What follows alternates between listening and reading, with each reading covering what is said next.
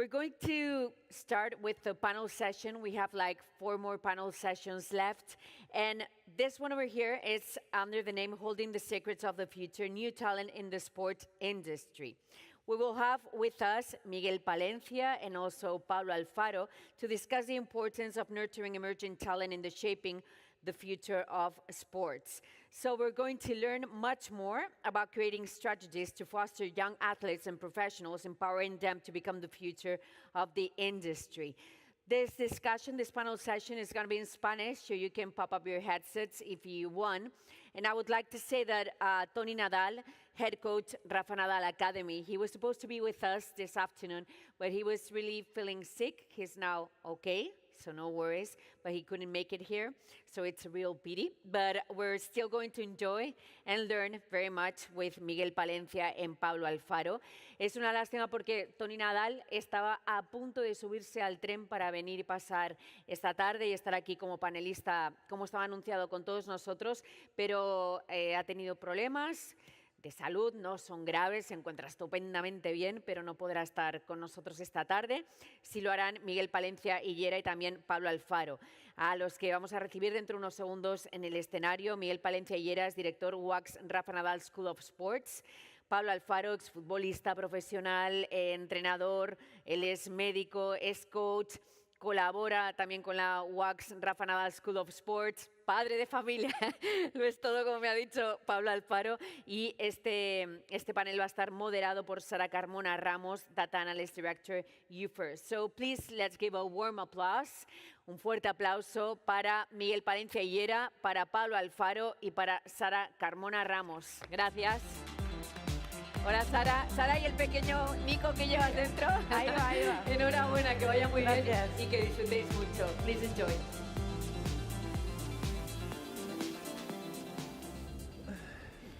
Bueno, lo primero, gracias Ainhoa por las presentaciones. Yo creo que no hacen falta con las dos personas con las que vamos a hablar hoy, pero creo que vamos a hablar de una temática que requiere de experiencia, que requiere de formación y que requiere también de mucho talento. Vamos a pautarla, si os parece, porque es un tema yo creo que nos incumbe a todos, y vamos a empezar, bueno, ya los conocéis, os lo han presentado, queremos hablar de la teoría con ejemplo. Y Miguel Palencia, antes de empezar, yo necesito saber más del proyecto y sobre todo necesito saber las novedades que tenemos con la WACS Rafa Nadal, porque creo que hay un plato muy fuerte aquí cerquita por el sur. Sí, llevamos ya... Todo empezó más atrás de 3 años, porque estos proyectos tienen una salida, siempre piensas que van a estar mañana, pero tienen mucho trabajo de análisis y de convencimiento. Llevamos ya 3 años con la escuela. Esto es una escuela que creamos desde la universidad, escuela universitaria, y eso es una de las cosas que al final nos hace bastante únicos, el que al final nosotros pues tenemos toda la disciplina y la calidad, excelencia académica de la universidad. Empezamos hace 3 años, ahora mismo están estudiando en la escuela casi 1.500 estudiantes, y un poco también el ejemplo de cómo el deporte, ya no es el deporte, ya ahora es la industria del deporte, ¿no? Porque es una de las cosas que también es importante. Ya nadie habla de deporte, hablamos de industria, y eso es importante hablar. Tanto en lo que es, decimos, en todo este círculo virtuoso entre la salud, el negocio y el deporte, y ahí hay una cadena que se va integrando poco a poco y que la tecnología está haciendo explotar todo lo que son las necesidades de formación de la escuela. Y tenemos, pues eso, ya llevamos 3 años. Mucho de lo que es nuestro ADN, evidentemente, son todos los valores que Rafa Nadal ha inculcado en toda su carrera, llevados al mundo de la empresa, a los profesionales, a los estudiantes, evidentemente, que tienen incluso... estudian valores impregnados en lo que ha sido para todos una figura del deporte español, que vamos a decir.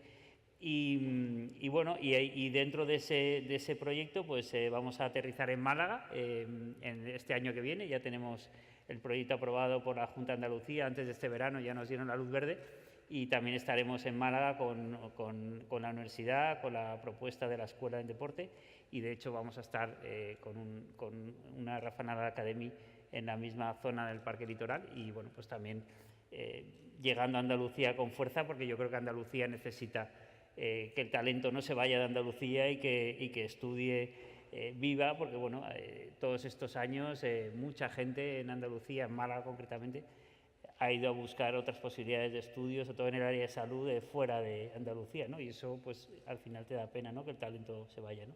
Pero sí, muy ilusionados, ¿no?, con el proyecto en Málaga. Bueno, esto es prácticamente una primicia. Al final siempre hablamos de industria, de trabajo, de talento, de oportunidades, pero sin una buena formación pues realmente es algo que no se consigue y hay mucho trabajo detrás. Hemos hablado de la parte más técnica, que ahora desgranaremos, pero luego hay otra realidad, que yo antes hablando con Pablo, que además ya nos conocemos y hemos charlado mucho, has dicho una frase antes, detrás de las cámaras, que me ha encantado. Era sobre el talento, sobre la actitud. Cuéntanos la frase que hemos comentado antes, me ha gustado mucho. Que para empezar pues, nos puede servir, ¿no? Sí. La frase, como te he dicho, Sara, la frase no es mía, pero yo que me encanta también asistir a cursos, a ponencias e intentar aprender mucho. Y es algo que además en la escuela en la que estamos y con Tony, que desgraciadamente no ha podido estar aquí entre nosotros, pero sí, es una frase que viene a decir un poquito como que el talento sin esfuerzo no es talento, es cuento. Es cuento. Es cuento. Y claro, nos hemos reído. ¿Cuántos compañeros, compañeras hemos tenido todos en nuestra faceta? No, es que yo era muy bueno, yo tenía mucho talento, pero es que me gustaba mucho la noche. No, es que yo me dediqué a otras cosas. No, es que ese talento mal vehiculizado, pues al final muchas veces nos sirve de excusa para mostrar la realidad, ¿no? Pero ya digo, como preámbulo un poquito nos puede venir muy bien para volver a charlar y también escuchando a Miguel, porque al final yo creo que todos los que estamos aquí, que desde aquí se os ve muy poco porque estáis muy oscuros, pero al final industria del deporte, talento en el deporte, al final todo va englobado y todo vamos buscando a los deportistas que hacen deporte. Y sin ellos, sin la materia prima, todo lo demás, pues lógicamente ni existe, ¿no? Y hay una industria porque hay gente que hace deporte, hay temas de salud porque hay gente que hace deporte y hay gente con discapacidades o con capacidades diferentes que haciendo deporte nos enseñan mucho. O sea, es que al final la palabra deporte es tan bonita que nos puede dar para mucho, ¿no? Y tan amplia, ¿verdad? Bueno, como habéis visto, vamos a hacer estos dos enfoques, uno un poquito más técnico, otro un poquito más cercano al césped, como decimos en la terminología más futbolística, pero más al deportista. Pero realmente, para seguir formando profesionales que hagan la industria mejor, más competente y encima se expanden en todo el territorio nacional e internacional, necesitamos dos cosas que para mí son vitales y que creo que si estáis aquí es porque más o menos las conocéis y las habéis vivido. Una es la especialización, Miguel, que hemos hablado mucho de ella, y una especialización que automáticamente genera oportunidades. Y si de esto alguien sabe, yo creo que sois vosotros. Cuéntanos cómo enfocáis vosotros esta especialización que de nada sirve sin las oportunidades y viceversa. Es una tendencia clarísima y ha pasado en otras industrias más desarrolladas, con más peso en la economía en general. El deporte y la industria del deporte tiene un peso ya muy importante en el empleo. Yo siempre digo que a ver si se anima el gobierno en hacer ya un código INE de lo que es industria del deporte, que tengamos ya codificado industria del deporte con un código INE para que digamos, oye, esto es una industria ya seria que genera mucho empleo, como la agricultura, la construcción, o sea, ya tienen pesos de 2 o 3%. Hay algunos datos estadísticos que va tan deprisa que es muy difícil actualizarlo y es tan difícil como que toda la parte transversal del deporte pues tiene una actividad ahora mismo económica brutal, ¿no? Yo pienso ahora en este verano que hemos vivido de eventos deportivos, qué marca no ha estado en nuestros ojos durante este verano, que sería ciega, ¿no? O sea, no existiría en nuestra conciencia, ¿no? Entonces, lo que sí que está pasando, y hay una palabra que me gusta mucho en el mundo de la educación, el mundo de la educación es, y tiene una semejanza con el deporte, Pablo, te sonará, ¿no? Todos en España somos seleccionadores nacionales, pero también se dice que todos somos ministros de educación, ¿no? De la educación, todos tenemos hijos, todos tenemos familia y todos opinamos de la educación porque al final todos tenemos una experiencia y también eso pues tiene una semejanza en el deporte, como igual que otra parte de decir, oye, tendríamos todos un 11 en España, ¿no? Entonces, lo que está pasando es que todo lo que es la edad de entrada en el sector de la industria, cada vez se buscan perfiles más jóvenes, ¿no? Esto es un hecho que al final provocado porque hay muchas industrias que se están desarrollando y necesitan antes gente más de 23, 24, 25 años que de 30 años, que ya de alguna forma te pueden decir en las empresas esto es tarde. Esto ha pasado en industrias como el farma, como la odontología, donde ha habido una formación muy fuerte de posgrado y que te habilita para trabajar. O sea, al final tú incluso estamos ahora lanzando, de hecho, este año un grado de gestión deportiva con la Liga Y esto es un ejemplo claro. En Estados Unidos pensar que hay 500 universidades que ofrecen el grado de gestión deportiva. O sea, de las 4.000 universidades en Estados Unidos, 500 tienen un grado de gestión deportiva para chicos de 18 años. Eso lo que hace es que hay talento más joven y hace que se desarrollen, se profesionalicen mucho más muchas de las empresas del sector, ¿no? Entonces, eso está pasando y eso hace que muchas veces los posgrados que escuelas como la nuestra ofrecen, pues habiliten en la profesión para tú tener más oportunidades de trabajo hacia, esa es una palabra que es máster habilitante, pues tú al final cuando haces un grado o haces un posgrado, te habilite de una forma tan fuerte en la profesión que eres ganador en otros procesos de selección con otra gente que al final no viene del sector o quiere entrar, ¿no? Bueno, perfecto. Yo creo que nos vamos de esta tendencia a la especialización evidente que genera oportunidades. Yo creo que todos tenemos en mente cantidad de profesiones que necesitan ese criterio habilitante para poder ser. Lo vemos en cantidad de sectores como el farmacéutico que has comentado, en la abogacía, etcétera, etcétera, incluso en la medicina. Pero fijaos, estamos hablando de todo aquello que tenemos que buscar en buenas entidades de formación, pero luego nos encontramos con otra realidad en los deportistas de élite, con los que tú estás muy cercano, Pablo, y quiero preguntarte una cosa. Hemos hablado de ese talento. La palabra esfuerzo, yo creo que tú que lo habrás vivido tanto como jugador, como exfutbolista, como ahora como entrenador, ¿qué diferencia marca el esfuerzo y la capacidad de sacrificio en un deportista de élite o incluso en un estudiante? Imagino que puede crear dos perfiles distintos por completo, ¿no? Sí, sí, dos perfiles distintos, pero que se pueden dar en la misma persona, porque ¿cuántos estudiantes no hacen deporte o no juegan o quieren ser deportistas de alta competición, ¿no? En cualquiera de sus especialidades deportivas? Es que la actitud es fundamental. La actitud luego deriva en un compromiso diferente, deriva en tomártelo más en serio que otro, deriva en tantas cosas. Ahora estaba escuchando a Miguel cuando hablaba de la especialización y es verdad, en nuestra sociedad tendemos a saber mucho de pocas cosas. Y antes, digamos, se valoraba mucho saber menos, saber poco de mucho, ¿no? De muchas materias. Es hacia donde vamos hacia esa superespecialización. Pasa en cualquier deporte, pasa en el fútbol, ya tenemos preparación física individualizada, no tiene por qué hacer lo mismo un central que un portero, que un extremo derecho, porque sus esfuerzos son diferentes y hay que especializarlos, aunque luego salgan en la misma alineación.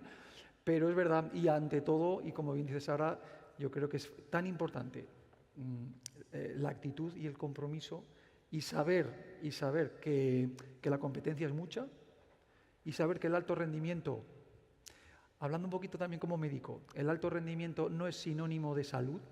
O sea, el deporte de alto rendimiento no es sinónimo de salud, muchas veces es lo contrario, aunque el deporte sí es saludable, pero no llevados a los extremos que nos estamos obligados a llevarlo, ¿no?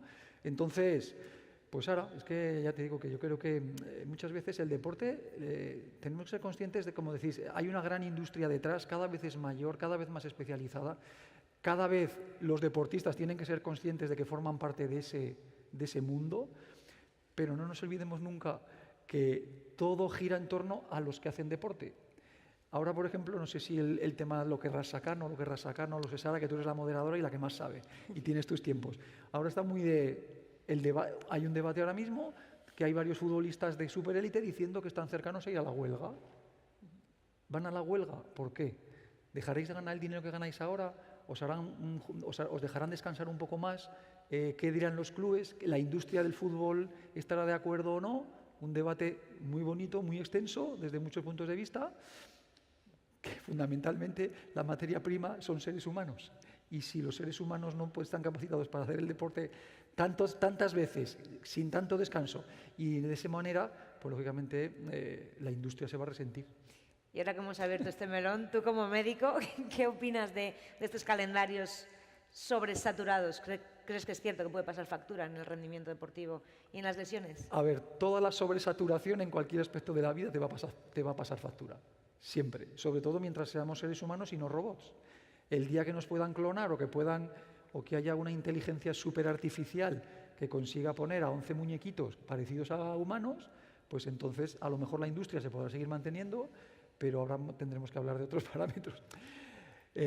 Yo entiendo, pensando como deportista, entiendo sobre todo a los top, a los super top, que son los que están en los mejores equipos, que juegan las competiciones y llegan casi siempre hasta el final, que en las ligas van siempre muy bien, que los llaman las selecciones nacionales y que se puede meter un futbolista profesional, pero si hablamos del tenis, el tenista lo que pasa es que puede elegir qué torneos va y cuál no va. Entonces, ahí puede, aunque a los grandes siempre quieren ir, los grandes, porque los grandes son los que te dan prestigio y donde están los grandes beneficios y demás, ¿no? Pero hay que racionalizar más, los tenemos que racionalizar y sobre todo yo creo que pensar los unos en los otros. Si la industria solo piensa en ella, lógicamente tendrá producto, pero tendrá un producto de menor valor. ¿Qué estamos viendo?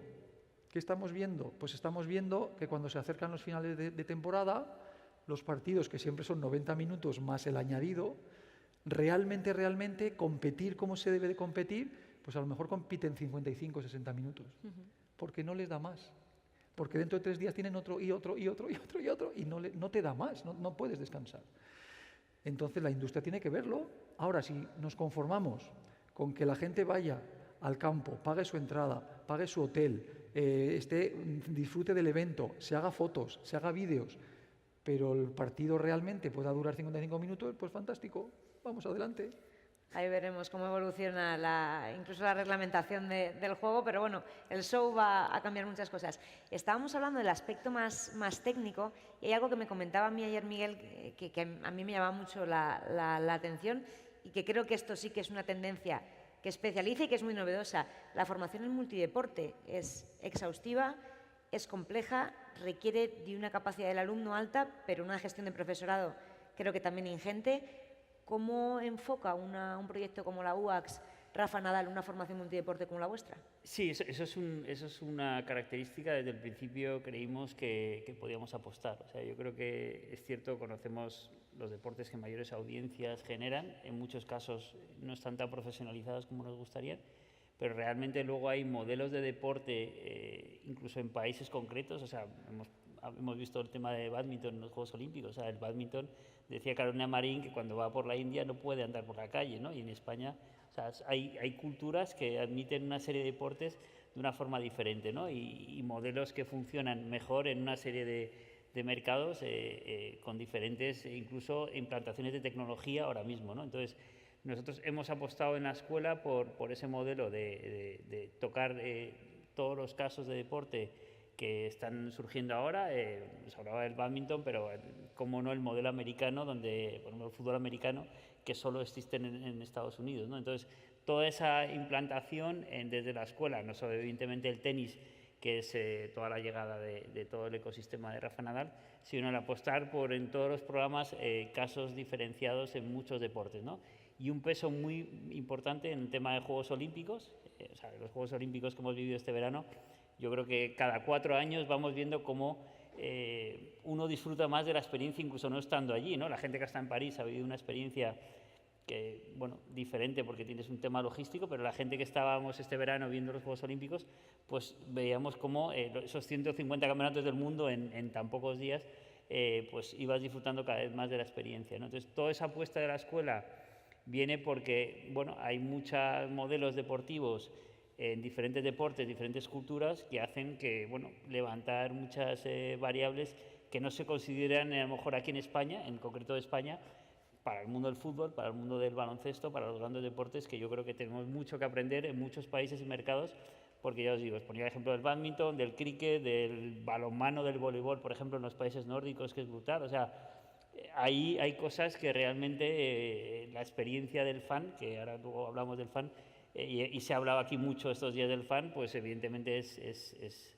lo mejor, ¿no?, que te puedes generar en esos modelos, ¿no? Totalmente. ¿Y cómo aumenta el valor de una competición si tú la vives desde tu casa con herramientas que hace, te voy a decir, 4 o 8 años era absolutamente impensable, que parece que estás ahí ya no solo en las redes sociales, sino en la cantidad de tecnología aplicada? Yo ahora sí que quiero hacer este cambio de temática al aspecto más personal. Hablamos de esfuerzo, de sacrificio, de actitud. ¿Cómo lleva un deportista de élite, un futbolista de élite, en tu perfil, un defensa más que conocido, con una trayectoria como la tuya, sacar la carrera de medicina? Porque muchas veces se habla también del criterio formacional del jugador. ¿Cómo conseguiste aquello? Aparte, con mucho esfuerzo, se puede, porque tú me dices, es que se puede. Yo quiero que nos cuentes un poco tu vivencia y cómo lo hiciste. Por supuesto que se puede, claro que se puede. Yo siempre, además siempre lo digo, porque yo tuve la fortuna de tener los padres que tuve, mañico, yo soy de Zaragoza, nacido en Zaragoza, tenemos fama de pertinaces y de tozudos y entonces ese mantra de Pablico estudia, Pablico estudia, Pablico estudia, eso no había forma de quitárselo de la cabeza, ¿no? Entonces, al final, en mi caso en concreto, en un entorno como en nuestro país, en España, en una ciudad como Zaragoza, pues vas creciendo con la gran ilusión y tu sueño de poder ser futbolista, ojalá, pero sabiendo que tu profesión desde niño es ser estudiante y estudiar, y hay que sacarse los cursos, y hay que aprender, y hay que formarse, y te lo taladran en casa, y es un poco como una balanza, ¿no? Los estudios pesan mucho, y, oye, pero tú quieres poquito a poco ser capaz de equilibrar la balanza si eres capaz, ¿no? Y llega un momento, en mi caso concreto con 19 años, en el que ya, pues estando en un filial como el del Real Zaragoza, te ponen un contrato encima de la mesa y te dicen, Pablo, ¿quieres ser profesional? Con lo cual la respuesta ya la sabes, la cifra ni la miras, porque lo único que quieres es perseguir tu sueño, pero ya la balanza empieza a equilibrarse de otra manera distinta. Ya tienes que ser consciente de que tu profesión, de que te debes a unos horarios, de que te debes a una afición, de que te debes a un club, de que te debes a muchas cosas, pero también te debes a ti mismo. ¿Y por qué vas a dejar de estudiar? O sea, a lo mejor ya no es tu prioridad, pero en mi caso, que hice una carrera larga como medicina, que me sigue apasionando, pues medicina son 6 años para los que son buenos y estudian curso a curso. Cuando te puedes ganar la vida también ya con el deporte y demás, aunque te cueste algún año más, no pasa nada. Entonces, se puede. ¿Que hay tentaciones que no te invitan a estudiar y a centrarte? También, es verdad, es cierto. Y hay que decirlo todo. Pero, lógicamente, yo creo que al final los valores que nos enseña el deporte, los valores que ahora nosotros tenemos, hablamos de la escuela de Rafa Nadal, ¿no? Tony Nadal. Yo la relación con los Nadal no es que sea de amistad, pero es que yo fui compañero de Miguel Ángel, que ahora la gente no se acuerda, pero el primer Nadal famoso fue Miguel Ángel Nadal, futbolista del Mallorca, futbolista de Miguel Ángel, de la selección española, del Fútbol Club Barcelona, un tío extraordinario.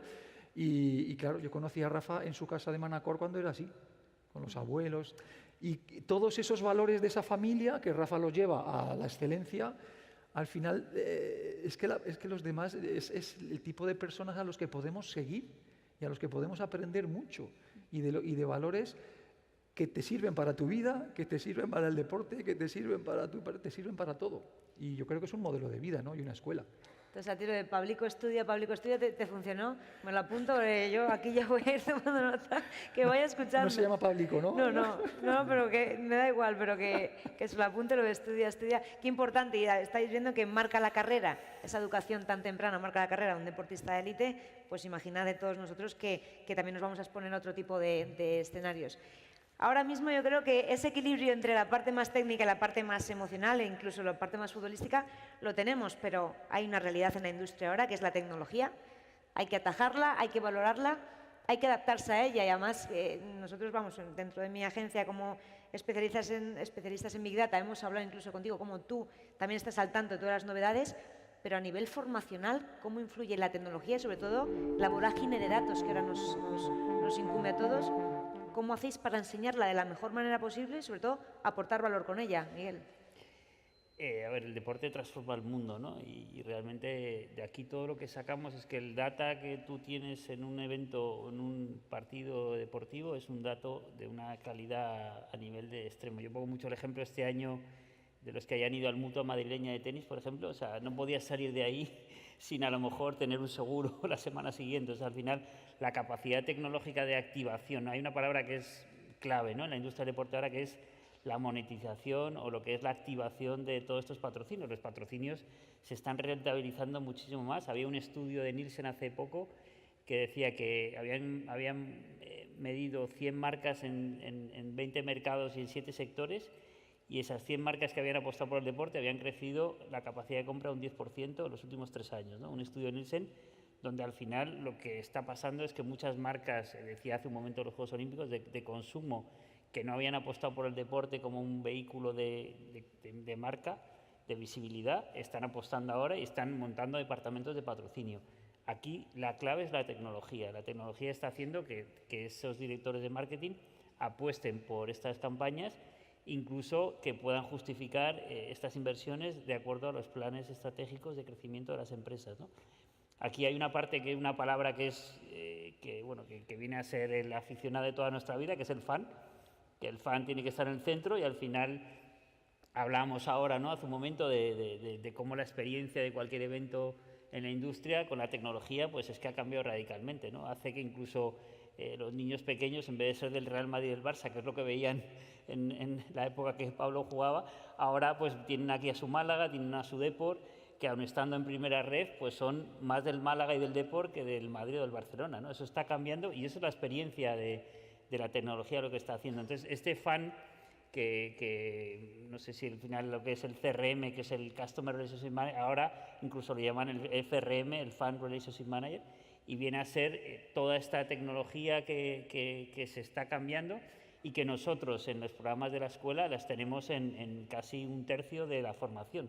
O sea, tú no puedes estudiar negocio deportivo hoy si no estudias todas las herramientas de tecnología, de analítica, de data, de activación de estos patrocinios, porque al final el marketing es irrelevante si no conoces cómo hacer una campaña de marketing digital, que tú conoces, Sara, en el día a día de una campaña de activación de patrocinio, ¿no? Entonces, bueno, ahora mismo hablábamos también de cómo estos eventos, pues es que siguen creciendo. El Open USA ha llegado a récords de visitantes hace pocas semanas, después de un año de Juegos Olímpicos, de Eurocopa, y aún así, sin estar en los tres grandes, han tenido casi 1 millón de visitas, ¿no? Bueno, pues esto hace porque la experiencia y la tecnología hace que te vuelvas a casa incluso sin mirar muchas veces lo que pagas por ver deporte, ¿no?, o por disfrutar del deporte, ¿no? Deporte profesional, porque luego el deporte amateur, que también en lo que es nosotros como usuarios, está creciendo muchísimo y hay más en la parte de la salud, pues también la tecnología tiene mucha influencia. Basta con pasearnos por el World Football Summit y ver todas las empresas de tecnología en el deporte que hoy en día están entrando, porque eso es lo que hace luego rentabilizar los patrocinios. O sea, es la clave. El engagement en deporte es monetizar. O sea, no es como en marcas de lujo donde al final tienes una visibilidad, una reputación. Es monetizar campañas, y eso es lo que está haciendo que todo el círculo virtuoso de integración de la tecnología haga que muchas marcas, y cada vez va a haber más, apuesten por eventos deportivos. Totalmente. Ahora mismo yo creo que no se entiende la industria deportiva sin un contexto tecnológico, yo creo que ya más que contrastado. Hace 10 años, quien invertía en tecnología en el mundo del deporte, incluso en el fútbol, era un valiente. Ahora es una realidad y yo creo que eso lo hemos tratado. Y fijaos, otra cosa yo creo que importantísima que ha comentado Miguel, obviamente el foco es el deportista, todo ocurre en el campo, pero la simbiosis entre el fan y el modelo de negocio de un club ahora mismo es una realidad. Evidentemente no se va a debatir, porque tampoco se tiene por qué quién es más importante, pero muchas de las cosas que pasan en las oficinas de un club o en los planes estratégicos también dependen de cómo está reaccionando el fan, con lo cual yo creo que 3 pilares, el fan tecnológico y el club, importantísimos a tener en cuenta. ¿Cómo le influye a un entrenador actual toda la tecnología que tenéis en los entrenamientos, en los partidos? Ahora es raro ver un entrenamiento sin los chalecos que os miden las intensidades, sin toda la tecnología que os incumbe y que, para mí, lo más importante, acercándolo al día a día, os hace tomar decisiones distintas, ¿no? Toda la tecnología, vosotros tener la información del jugador, incluso física, ¿cómo os afecta en el día a día? Pues puedes tomar decisiones distintas, pero basadas en hechos y en realidades que son muy palpables, ¿no?, que son muy tangibles. Los hay profesionales, digamos, de la vieja escuela, muy clásicos, que no terminan de verlo, lógicamente. La tecnología viene para quedarse y yo creo que todos, en cada uno de nuestro ámbito profesional y laboral, tenemos que estar muy acorde con ella. Y yo creo que la mayoría pues tiene la posibilidad y tiene sobre todo el convencimiento de que estas herramientas ayudan mucho. También ponen en valor situaciones que antes estaban escondidas. Es decir, si yo ahora a un deportista le pongo un chaleco y un GPS y tiene que hacer un determinado trabajo, mientras durante lo está haciendo, durante se está desarrollando una sesión de entrenamiento o un partido, hay un especialista que está viendo en una pantalla los parámetros que está dando. cuando tú acabas el entrenamiento del partido le puedes decir, fulanito, ¿tú sabes que has corrido 300 metros menos de lo que tenías que haber corrido? Por lo tanto, quédate 10 minutos más a hacer este trabajo para compensar lo que tenías que haber hecho. Eso antes el deportista se podía esconder un poquitín. Entonces, la tecnología al final nos muestra mucha más la realidad de una manera mucho más tangible y palpable. ¿Qué es la Biblia? Creo que no. No es la Biblia. Al final hablamos de deporte, al final hablamos de seres humanos, al final hablamos de que ese chico o ese profesional que hoy ha corrido 300 metros menos, tú lo sabes, pero a lo mejor no sabes que ha pasado una mala noche porque el niño no le ha dejado dormir y a lo mejor hoy estaba en ese momento, ¿no? Entonces, eso no es tan tangible. Entonces, el componente del deportista, el componente humano, unido a toda la tecnología y a todo lo que los datos que nos pueden dar, y luego el saber seleccionarlos, porque el dato te pueden dar millones de datos que luego hay que saber realmente cuál es más útil y cuál es menos útil, ¿no? Todo eso, ya te digo, yo creo que en ese mix, en saberlo gestionar bien, pero sí que ha cambiado muchísimo. Hoy en día es que ya le puedes poner en el descanso de un partido, le puedes poner a tu lateral derecho lo mal que ha hecho la cobertura. Y si te lo discute, porque antes te lo podía discutir, mister, pero mira la imagen, saca la pantalla y en 10 segundos está viendo lo que ha hecho hace 2 minutos. Con lo cual, eso es incontestable. Y eso ayuda mucho bien llevado, ¿no? Ya muy pocos cuerpos técnicos, por lo menos en mi deporte, y ya no te hablo de la superélite, ya te hablo de hasta de la tercera categoría de nuestro fútbol, siempre hay un analista. Totalmente. Y un especialista que te da muchísima información para luego tú poder trasladarla, ¿no? Qué importante lo que acaba de decir Pablo. Cuando hablamos de los datos no son la panacea, los datos son un complemento de lujo a todo lo que ocurre en el campo, a todo lo que un cuerpo técnico tiene que hacer muy bien, a todo lo que un club tiene que hacer muy bien, y si no lo tomamos como un complemento, es probable que muchos deportistas puedan tomarlo con recelo. ¿Qué ocurre? Los perfiles más jóvenes cada vez quieren saber más sobre su rendimiento porque lo entienden como algo más natural, pero de verdad que todo en su justa medida y con una profesionalización clara, que yo creo que lo has mencionado de una forma bastante explícita y que de verdad tenemos que tenerlo en cuenta, porque el dato ayuda a tomar decisiones, pero no debemos de tomar todas las decisiones solo por los datos. Bueno, yo creo que el panorama incluso actual también ha quedado bastante bien reflejada. Miguel, sin querer, cada vez que hablamos de modelos, de importar tendencias y teorías que ya han funcionado, lo normal es que pongamos de ejemplo Estados Unidos, el modelo americano. Y es más, si salimos de aquí y vamos al salón principal, ¿cuántos modelos de negocio que ahora están llegando aquí te están contando en su expertise que ya han triunfado, ¿no? En América. Eso para vosotros es una total realidad que implantáis de forma paralela. ¿Y cómo nos influye a nosotros aquí en este país, en nuestra formación, el modelo americano? Es un objetivo, como hablábamos al principio de estos modelos deportivos, el modelo americano, enseñarlo en nuestros programas. En el MBA tiene una carga enorme y estar allí, de hecho, vamos allí una semana a Miami. Miami es un ecosistema ahora, evidentemente, muy hispano, pero que tiene una estructura de propiedades deportivas en 6-7 deportes, no solo el proyecto de Inter Miami, que es, ahí nos lo contaba cuando estuvimos en febrero el equipo de Inter Miami, todo ese aficionado que hay en fútbol, de gente joven que quiere jugar al fútbol, no se ha escalado en un equipo de fútbol en Miami. O sea, la oportunidad cuando han llegado allí con Messi, que jugará 2 o 3 años, no sé cuánto podrá jugar más, pero el día que no esté Messi, evidentemente, tienen que, antes de que llegue esa retirada de Messi, tienen que conseguir monetizar todo ese fan del fútbol que, bueno, que está, bueno, tienes el básquet con los Miami Heat, tienes los Miami Panthers, los Marlins, o sea, todo eso al final en una estructura muy identificada y que cuando estás allí, la verdad que alucinas. O sea, yo creo que todos hemos vivido, los que hemos ido a algún partido de hockey o decía ahora, de béisbol, o de baloncesto, que al final es que es irrelevante ganar o perder. O sea, la gente al final sale del estadio y yo creo que hay americanos que no saben ni si ha ganado o ha perdido su equipo.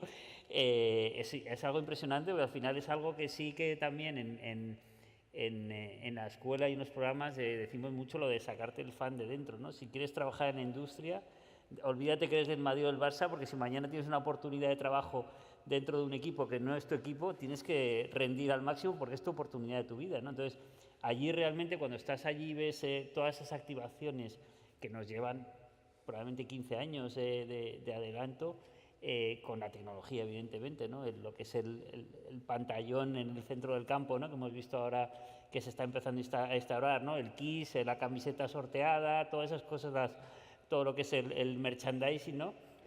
Es un modelo que realmente tenemos que mirarlo, pero muy intensamente, para que mejoremos la industria y para que todo esto que estamos hablando de activaciones crezca, ¿no? Entonces, es un espejo para nosotros importantísimo entender la cultura, porque hay una cultura que nunca será aquí, nunca creo que en España pensaremos que un equipo, que un aficionado no entienda lo del resultado del partido. Eso yo creo que no va a cambiar en nuestra vida. O sea, al final sales deprimido porque has perdido y eufórico cuando has ganado. Eso no va a pasar aquí en España, ¿no? Pero hay ciertos modelos de activación, de experiencia del fan, que allí cuando vas realmente nos queda todavía muchísimo. Yo creo que hemos ido recortando distancia y esta parte la tenemos muy presente en el programa, con casos de equipos americanos allí, bueno, yendo allí también y viviendo en vivo partidos, haciendo casos en vivo, porque el deporte también es de experiencia física, hay que tocarlo, no es solo clase en el aula.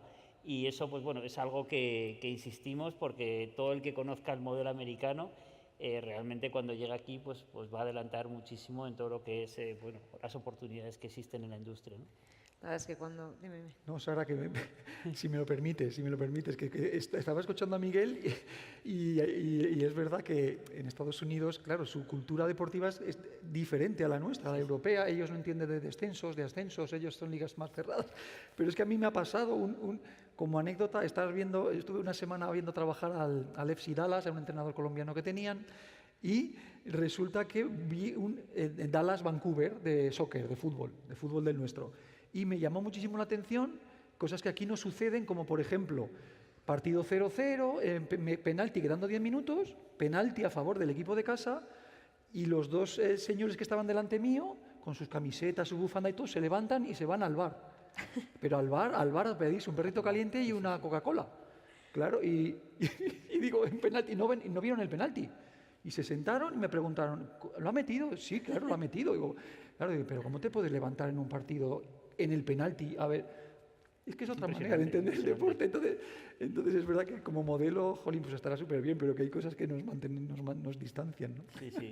Es curioso cómo la carrera deportiva de un deportista marca su universidad, su vida, su crecimiento, y luego realmente lo que ocurre en los terrenos de juego pasa a ser una experiencia absolutamente de ocio. Yo recuerdo y haber luego visto... el deporte universitario americano, que Claro, es otro caso brutal. O sea, Eso es es un otro caso mundo. donde ahí estuvimos en varios partidos y ves toda la universidad engranada, con un engranaje increíble para hacer del deporte un negocio en la universidad. O sea, al final la gente está estudiando y haciendo prácticas en los eventos deportivos de la Universidad de Miami.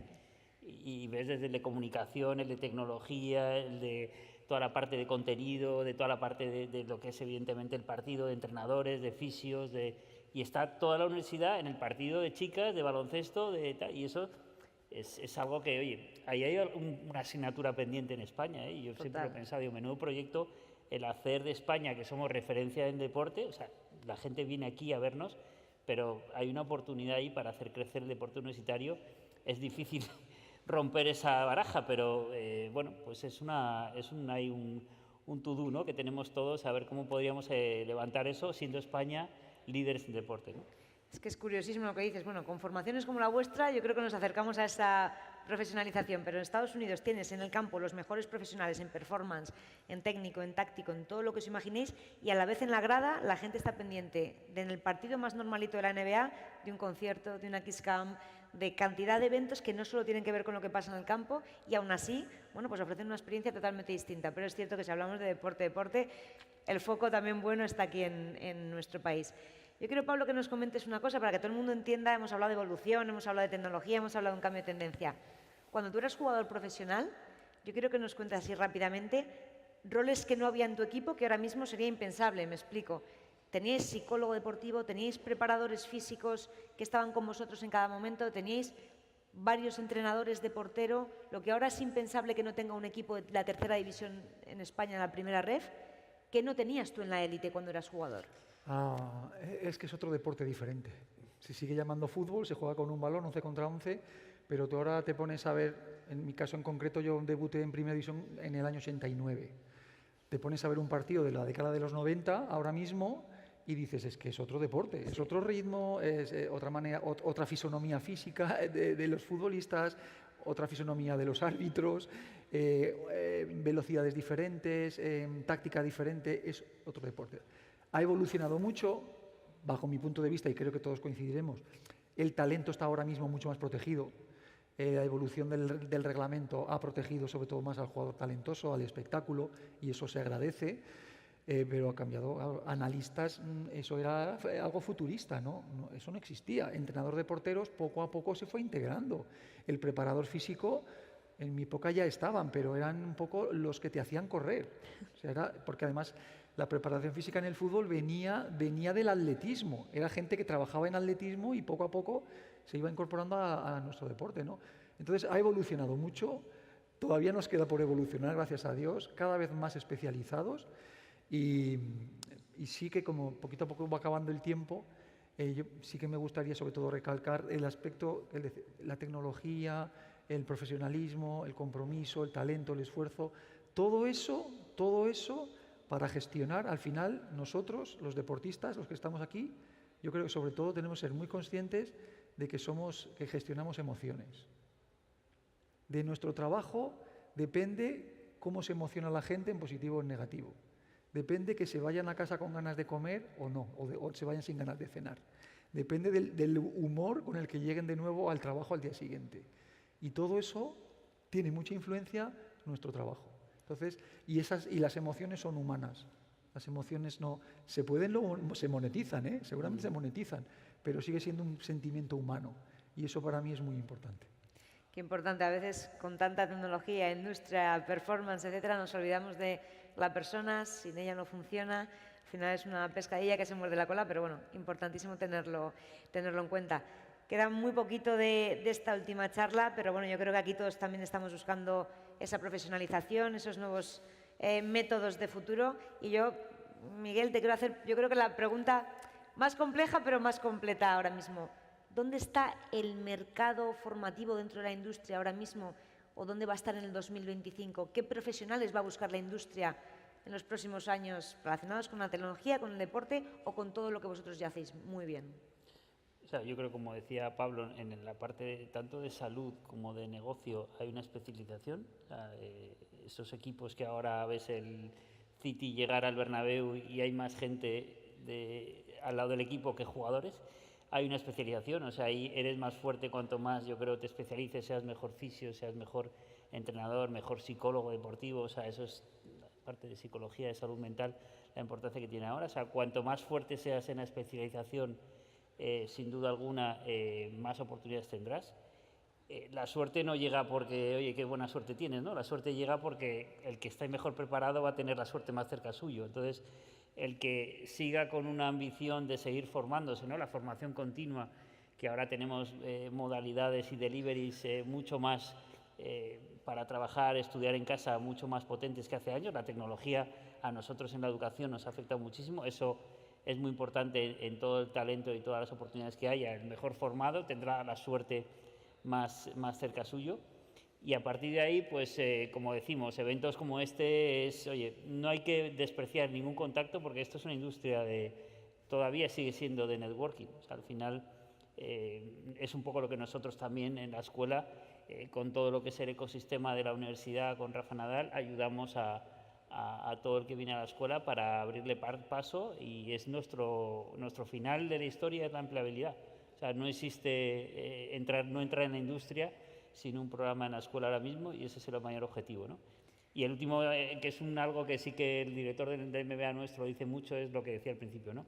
Sepamos trabajar en la industria sin el fan y seamos objetivos y vayamos a por la ambición. Y para eso hay que estar preparado, ¿eh? Lo de, oye, qué suerte tienes, no. O sea, la gente que tiene suerte es porque se ha formado y se ha preparado y va a encontrar la suerte en su casa. Claro. Lo que dicen, ¿no? De que la suerte te pille trabajando. Eso Exacto. también suele ayudar mucho, y no nos olvidemos de algo que acabas de mencionar, que es vital, y creo que en gran medida es por lo que estamos aquí, es el networking. Podemos tener un perfil excepcional, pero si no lo cuentas no existe, ¿no? Entonces, si no te dejas ver en ciertos eventos, igual no accedes a otras oportunidades. Vamos a cerrar, Pablo, con una cosa que a veces nos gusta mucho, pero te la voy a pedir. a veces decís, yo no soy nadie para dar consejos, pero creo que sí que eres alguien para dar consejos por tu trayectoria, por el sacrificio, por tu doble formación como deportista élite y como médico. ¿Qué consejos darías a la gente joven, que cada vez accede más joven al mercado laboral, para que enfoque con el mayor potencial posible la oportunidad de su vida, bien sea como deportista o bien sea como un posible empleado de la industria deportiva? Pues yo, consejillos, ¿no? El consejillo que podemos lanzar aquí, yo creo que la balanza que tenemos que tener todos muy clara de que la formación, la tecnología, los datos, todo lo que nos puede aportar académicamente y toda la formación que podamos tener nos va a ayudar mucho, mucho, pero el aspecto humano no lo olvidemos tampoco. Y fundamentalmente, los chicos más jóvenes que tienen más herramientas, más acceso, más facilidades para poder formarse y estar especializados mucho más, que no se crean que con eso sirve. Como te falte la ilusión y como te falte el hambre y las ganas de querer, como el querer no lo tengas, por mucho que tengas las herramientas, porque está sucediendo que estamos introduciéndonos en un tipo de sociedad con unos valores que van evolucionando y van cambiando, y esa cultura, como dice Tony, esa cultura del esfuerzo, ese talento del esfuerzo, no debe de bajar de nivel. Entonces, digo, con todo lo que son capaces de ponernos encima de la mesa, que si queremos lo podemos aprovechar, necesitamos ganas, ilusión, pasión y hambre. Sin pasión y sin hambre, por mucho que tengamos, no llegaremos demasiado lejos. Bueno, qué importante. Yo creo que, haciendo un resumen rápido de todo lo que hemos hablado en estos cerca de 40 minutos, hemos hablado de aspectos mucho más técnicos como la especialización, la búsqueda de las oportunidades, la tecnología, los datos, modelos americanos, etcétera, pero de poco sirven si no lo entrelazamos con la cultura del esfuerzo, el sacrificio, los valores y también la capacidad de encontrar nuevas oportunidades en eventos como estos, con networking y con mucha capacidad de sacrificio. A él le decían, estudia y mira cómo funcionó. Pablico estudia, así que nos lo apuntamos todo. Muchísimas gracias a todos por asistir. Aquí estamos unos cuantos, pero en el streaming sabemos que nos ha seguido también muchísima gente, así que ojalá os hayáis traído... ellos han traído muchas ideas, os llevéis con vosotros muchos aprendizajes. Muchísimas gracias tanto a Miguel como a Pablo y hemos tomado apuntes todos, así que muchísimas gracias. Muchas gracias. Gracias. Gracias. Gracias.